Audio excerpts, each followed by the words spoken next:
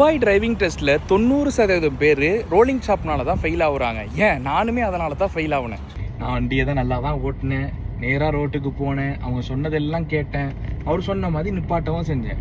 ஒரு கட்டத்தில் அவர் என்ன பண்ணார்னா வண்டியை விட்டு இறங்க சொன்னார். என்ன சார் நான் பாஸ் ஆகிட்டேனா அப்படின்னு கேட்டேன். அல் மாத்தல் காதி மாதியா அல்லித்திசான்னு சொன்னார். என்ன சார் சொல்கிறது, ஒன்றும் புரியலேன்னு கேட்டேன். கடைசியில் பார்த்தா ரோலிங் ஸ்டாப்பில் தம்பி நீ ரோலிங் ஸ்டாப்பில் நிற்கல, நீ என்ன பண்ணு சாத்திட்டு கிளம்புன்ட்டார். டோரை சொன்னேன். உள்ள இன்ஸ்ட்ரக்டர்கிட்ட போயிட்டு டேரெக்டாக போயிட்டு கேட்டார், இந்த மாதிரி ரோலிங் ஸ்டாப்னு சொல்லிட்டு ஃபெயில் போட்டுட்டாங்க, வண்டியெல்லாம் நல்லா சூப்பராக தான் நான் ஓட்டினேன் அப்படின்ற மாதிரி சொன்னேன்.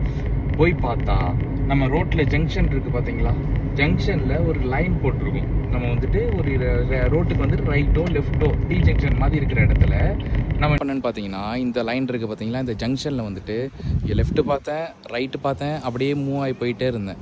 ஆக்சுவலாக என்ன பண்ணியிருக்குன்னா இந்த கோட்டுக்கிட்ட வந்துட்டு இங்கே நின்றுட்டு 2 செகண்ட் நின்றுட்டு லெஃப்ட்டு ரைட்டு பார்த்துட்டு யாரும் வரலன்ற பட்சத்தில் தான் நீங்கள் எந்த சைடாக இருந்தாலும் மூவ் ஆகி போகும்.